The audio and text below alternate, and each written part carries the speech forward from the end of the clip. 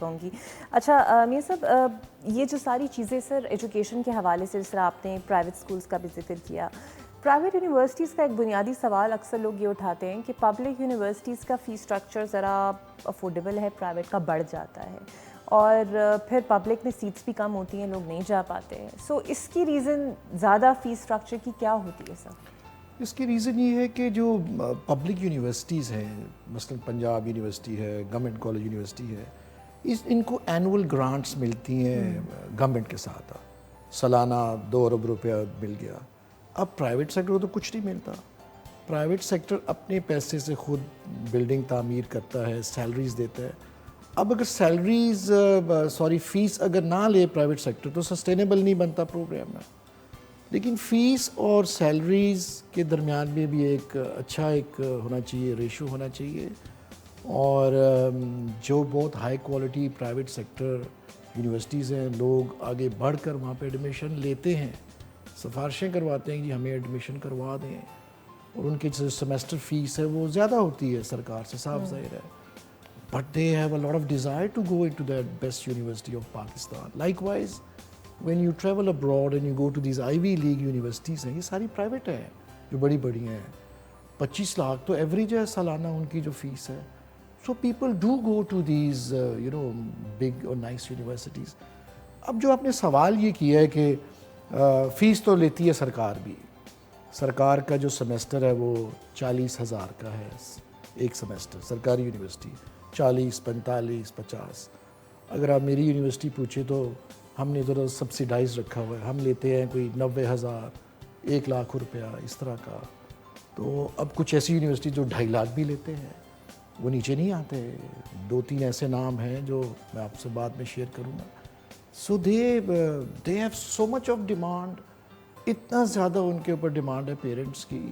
لوگ Aitchison college میں جانا چاہتے ہیں، لوگ پرائیویٹ سکولز میں، مجھے سفارشیں آتی ہیں، وہ کہتے ہیں سوری سیٹس آر کلوزڈ، ہمارے پاس تو جگہ ہی نہیں ہے. تو یہ ڈفرینٹ کیٹیگریز کے اسکول ہیں. کچھ امریکن ہائی اسکولز ہیں، کوئی انٹرنیشنل بیکلوریٹ ہے، کچھ او اے لیولز ہیں، پھر میٹرک ہے. تو سرکار تو ہے ساری میٹرک جو کرواتی ہے. اور ایک زمانے میں اردو میڈیم تھے، میرے زمانے میں ہم نے سوچا انگریزی کو بہت زیادہ پذیرائی ہے تو ان کو انگریزی میڈیم کر دو. ہم نے کیے سارے اسکول انگریزی میڈیم. اب پھر سے واپس ہم آئے اردو میڈیم پہ، SNC پہ. اب ہم نے کہا نہیں بائے لنگول کر دیا. تو لوگ تو کہتے ہیں پنجابی بھی پڑھائیں آپ اسکولوں میں، ہماری نیٹو لینگویج ہے. اب بچے کو ہم 6 زبانیں تو نہیں پڑھا سکتے نا، انگریزی، اردو، پنجابی، عربی، پھر پرشین، اور وہ تو بعد میں آتی ہیں آپشنل. تو یہ فیس جو ہے، اگر آپ فیس کو اگر آپ کرٹیسائز کر رہے ہیں جو لیتے ہیں اپنا پرائیویٹ سیکٹر والے، پر کوالٹی بھی تو دیتے ہیں نا. ان کا شمار تو دنیا کی 500 بڑی یونیورسٹیز میں ہوتا ہے. اکا دکا ہماری ہیں یونیورسٹیز، یا پہلے 5,000 میں کر لیں آپ. تو جیسا بھی ہمارا یہ ہے سسٹم ایجوکیشن کا، اچھا ہے برا ہے، لیکن بچے یہاں سے نکل رہے ہیں اچھے انجینئرز ہیں، لائرز ہیں، انٹرپرینورز ہیں. اب تو یہ دنیا بدل چکی ہے. اب ہمارے بچے جو ہماری یونیورسٹی آف ساؤتھ ایشیا میں تیسرے سیمسٹر میں وہ پیسے کمانے شروع کر دیتے ہیں. انہوں نے ایپس بنائی ہوئی ہیں.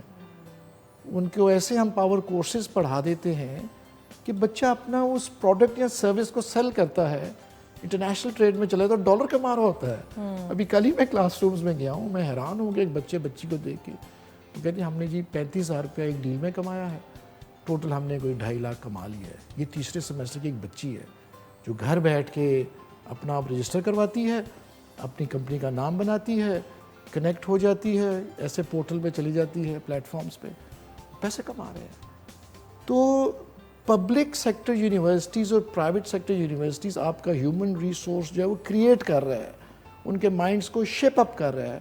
Please respect both the sectors. Public اور پرائیویٹ سیکٹر دونوں کی رسپیکٹ ہونی چاہیے، اور گورنمنٹ جو ہے وہ فیسیلیٹیٹ کرے، سرکار کو بھی کرے اور پرائیویٹ سیکٹر کو بھی کرے. اسی لیے ہم نے ایک ایسوسیشن بنائی کہ ہم ڈائلاگ میں آ جائیں ہائر ایجوکیشن کمیشن کے ساتھ. اب 4 سالہ جو ہمارا BS پروگرام ہے وہ بدل رہا ہے پاکستان کا.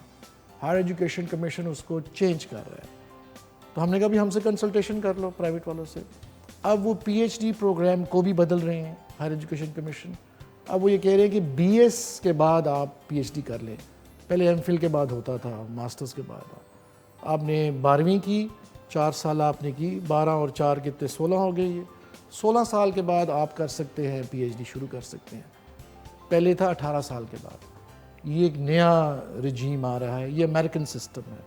وی would follow the annual system جو برٹش تھا پرانا. So it would be acceptable by the international yes universities also? وہ بیسیکلی وہ انٹرنیشنل کوئی فالو کر رہے ہیں. امریکہ میں بی ایس کے بعد ہوتا ہے P H D. F C college ہے ہمارا یہاں پاکستان میں, وہ یہی کراتے ہیں. It is good, but the point is آپ کنسلٹیشن کریں نا پرائیویٹ سیکٹرز. آپ ٹھونسے مت اپنا لاء جو ہے. پبلک سیکٹر میں تو بہت کہہ لے کیپیسٹی ہے, مربوں میں ان کی زمینیں ہیں, ہاسٹلز ہیں. سرکار کے پرائیویٹ میں کیا کچھ بھی نہیں ہے. آپ کے کم از کم 8 ایکڑ آپ کے پاس زمین ہونی چاہیے. لا آف دا لینڈ ہے کہ آپ نے 8 ایکڑ کم از کم میں آپ نے بنانا ہے. پھر بیوروکریٹک ایشوز آ جاتے ہیں, فائلیں نکلتی نہیں. لیکن پھر بھی میں سمجھتا ہوں کہ پرائیویٹ سیکٹر کی بڑی ہمت ہے کہ اس نیگیٹو انوائرمنٹ میں وہ ایک پازیٹیو کام کر رہا ہے. پبلک بھی کر رہا ہے, پرائیویٹ بھی کر رہا ہے. سیاست ہوتی ہے, یونینز ہوتی ہیں, گروپنگز ہوتی ہیں, but in the end of the day جو پروڈکٹ ہے بچہ جو نکل رہا ہے وہ کیسا دیکھنا ہے. تو میں اگر آپ کو آنیسٹلی بتاؤں نا, میں تو بچوں سے ملتا ہوں, انٹریکشن کرتا ہوں, چونکہ میں سیاست میں بھی ہوں. میں اپنے گاؤں کے بچوں, ہمارے بچہ بڑا بریلینٹ ہے. All he needs is a good environment. اگر اس بچے کو دانے اسکول میں آپ ڈال دیں گے, وہ کیا بات ہے, اس کی وسعت ہوگی مائنڈ کی. بڑے بڑے گراؤنڈز وہ دیکھے گا. کہاں ملتے ہیں پرائیویٹ سیکٹر میں اتنے بڑے گراؤنڈز؟ یہ تو ایک نعمت ہے دانی اسکول جو ہے. Some missionary schools do have it, but وہ ہے, وہ پرانے پیٹرن. پرائیویٹ کہاں ہے؟